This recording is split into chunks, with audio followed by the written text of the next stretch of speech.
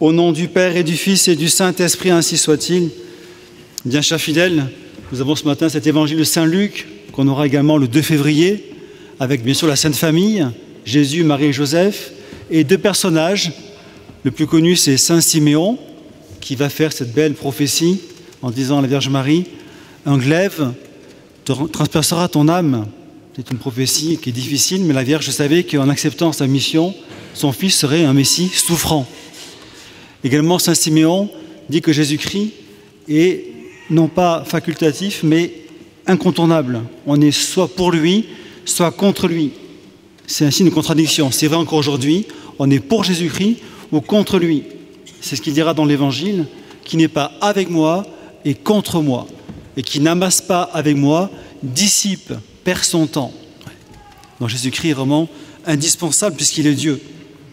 Donc Saint Siméon fait également le chant d'adieu.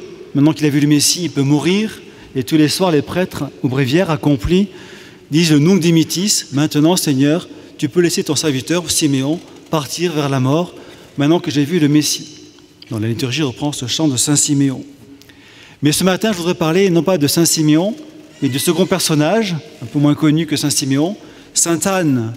Ce n'est pas Sainte Anne, la maman de Marie, bien sûr, c'est Sainte Anne, la prophétesse.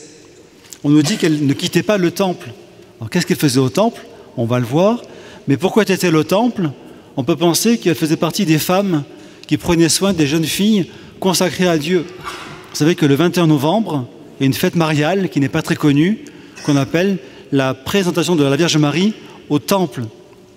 Et la tradition dit que la Vierge Marie, petite enfant, a été présentée au temple où elle a appris donc l'écriture, ainsi que c'était l'école pour beaucoup de familles juives. Et il se peut que la prophétesse Anne, on ne le sait pas mais ce n'est pas impossible, eh bien, ait connu Marie quand Marie était petite. Et donc cette prophétesse Anne est là depuis son veuvage, donc depuis très longtemps. Et je voudrais ce matin juste montrer qu'elle nous donne 3 vertus à imiter. Et c'est le sens de la collecte. La collecte de la messe nous dit, chers fidèles, nous invite à avoir une vie féconde en bonnes œuvres. Non pas féconde en succès, en argent, en biens matériels, non, féconde en bonnes œuvres.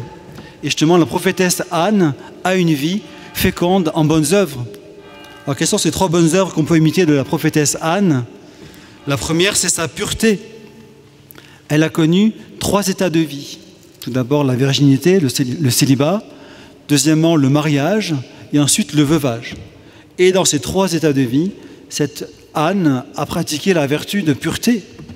Tout d'abord, elle a une jeunesse sérieuse, pure, vierge, pour arriver au mariage totalement donnée à son futur époux. Et c'est pourquoi l'Évangile dit qu'elle avait vécu depuis sa virginité 7 ans dans le mariage. Donc avant le mariage, elle avait été sérieuse. Ensuite, une fois dans le mariage, elle vit 7 ans avec son époux. Donc cette phrase montre sa fidélité, sa stabilité dans le terme de mariage. Ce n'était pas une femme volage, infidèle, mais une femme sérieuse, fidèle à son époux pendant 7 ans. Et ensuite, elle a vécu la plupart de sa vie donc dans le veuvage. Elle a 84 ans à l'époque de l'Évangile. Elle a dû se marier vers 16 ans, 18 ans à peu près, donc 16 et 7, ça fait 23. Donc elle a passé déjà 60 ans plus dans le veuvage. Elle aurait pu se remarier. Quand on est vers 23 ans, on peut se marier, ce n'est pas un péché, c'est autorisé. Mais elle a préféré le célibat, le veuvage. Pourquoi cela? Eh bien, sûrement par amour du bon Dieu, pour se donner davantage à la prière. Saint Paul dit que quand on est marié, on doit plaire à son conjoint, ce qui est normal, et plaire à Dieu. On est un peu divisé. Alors que dans le veuvage, elle avait plus de temps pour la prière. Et c'est un grand sacrifice déjà pour elle, d'autant que pour les femmes juives, elles espéraient toutes être ancêtres du Messie. Et donc pour une femme juive, avoir des enfants, c'était espérer avoir peut-être le Messie qui descendrait de cet enfant. Donc en restant veuve, Anne a renoncé donc à ce privilège. Et Dieu l'a récompensée, puisqu'elle va voir donc dans l'évangile d'aujourd'hui le Messie comme Saint Siméon de ses propres yeux. Donc tout d'abord, vertu de pureté de la prophétesse Anne. Deuxième vertu à imiter de la prophétesse Anne ce matin, eh bien c'est sa ferveur.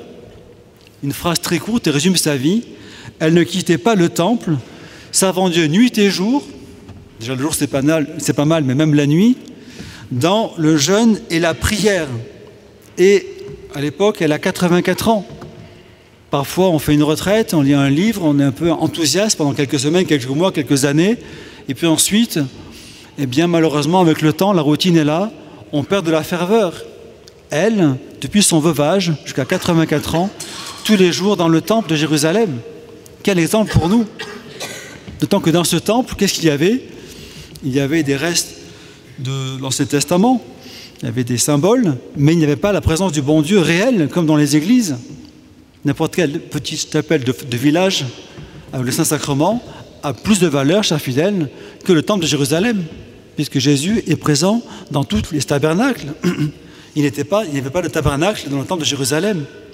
Et pourtant, Anne était là, adorant le bon Dieu. Également, le jeûne et la prière symbolisent sa vie chrétienne avant la lettre. Le jeûne, c'est la pénitence, la mortification, le contrôle de nos mauvaises passions. L'Évangile rapporte un passage où un jour les apôtres vont voir Jésus en disant « Jésus, on est embêté, cet homme est possédé d'un démon, on n'a pas réussi à chasser le démon. » Alors Jésus les gronde et Jésus leur dira à la fin « Certains démons ne se chassent que par le jeûne et la prière. » Eh bien, c'est le cas de beaucoup de démons, notamment le démon de l'impureté. Eh bien, sainte Anne, par ce jeûne et cette prière quotidienne, a pu garder justement la pureté de son veuvage. Dans la pénitence régulière, le maîtrise de soi, la modération, même en ce temps de fête, aide à garder la pureté. Et ça se comprend. Quand on est gourmand, qu'est-ce qu'il se passe? Eh bien, nous sommes esclaves de notre estomac, finalement. On est esclaves du corps.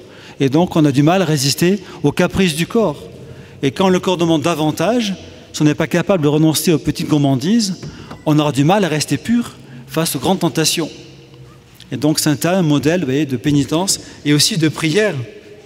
Et comme Saint Siméon, elle attend le Messie. Elle a un grand désir de voir le Messie. Donc deuxième modèle pour nous, chers fidèles, eh bien cette ferveur par la prière, par la pénitence de Sainte Anne. Et encore une fois, jusqu'à la vieillesse, 84 ans. Ça n'a pas été un feu de paille. Et enfin, troisième modèle pour nous, après la pureté et la ferveur, c'est son zèle apostolique. L'Évangile dit que sainte Anne était fille de Phanuel. Phanuel n'est pas connu, mais que veut dire Phanuel en juif? Cela veut dire manifestation de Dieu. Et finalement, sainte Anne est fidèle à son Père, puisqu'elle va manifester Dieu, nous dit l'Évangile. Elle va parler de l'enfant à toutes les personnes qui attendaient la délivrance d'Israël. Jésus est là, elle pourrait se contenter de l'adorer en secret, en particulier pour elle toute seule. Non, comme c'est le sauveur du monde entier, elle va profiter d'être au temple pour dire aux gens autour d'elle, mais le Messie qu'on attend, c'est cet enfant qui est là. Vous voyez, elle est apôtre. Question qu'on peut se poser, chers fidèles, et nous, est-ce qu'on est apôtre dans nos familles, auprès de nos amis, au travail? Les gens se damnent par millions aujourd'hui, même autour de nous, et souvent on est sympathique avec eux, on parle de tout et de rien, de la pluie, du beau temps, pourquoi pas, mais on ne parle jamais de sujets sérieux. Et donc parfois des gens se damneront parce que nous, chrétiens, n'avons pas été courageux pour leur parler du bon Dieu. Donc comme Anne, soyons un petit peu apôtres de temps en temps, d'abord par l'exemple, bien sûr. Sans l'exemple, la parole est inutile, mais sachons aussi parfois de temps en temps élever un petit peu le débat. Pourquoi pas à Noël? Rappeler à Noël aux gens autour de nous que Noël, avant d'être la fête des cadeaux et du sapin et des gâteaux et des dindes, etc., au marron et du foie gras, c'est la naissance de Jésus-Christ, qui est Dieu. C'est une évidence pour nous chrétiens. Pour beaucoup de gens aujourd'hui, ce n'est pas évident. Noël, c'est les vacances, la famille, les repas, et puis c'est tout. Donc rappelons cela, oui, c'est de l'apostolat, comme sainte Anne. Ce Messie, il est là pour nous.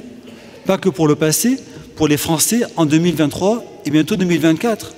Et c'est à nous de le faire. Si nous ne sommes pas apôtres dans la tradition, qui le sera? Vous voyez, les fausses religions, le zèle qu'elles ont pour leurs fausses religions, les évangéliques sont très zélés pour leurs hérésies.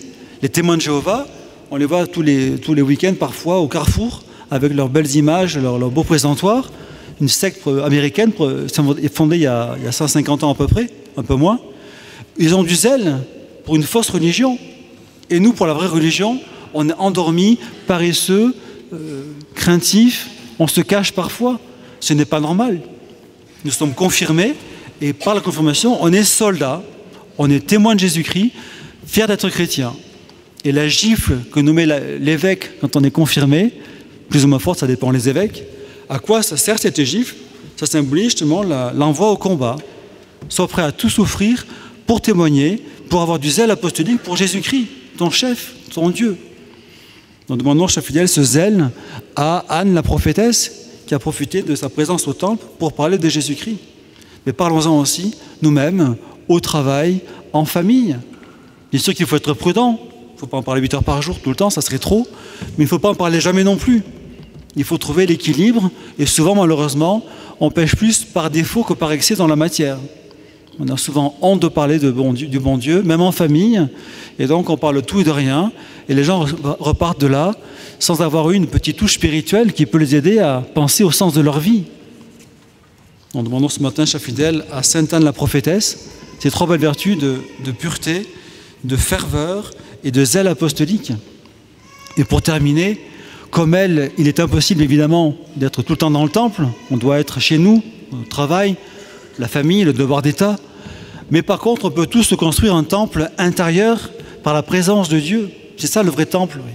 Le recueillement habituel, non seulement à la messe le dimanche, mais également au travail, dans la rue, la présence du bon Dieu. Voilà. Donc pensons en tout cela à nous faire une église intérieure comme Sainte Anne et demandons la pureté, la ferveur et le zèle apostolique. Au nom du Père et du Fils et du Saint-Esprit, ainsi soit-il.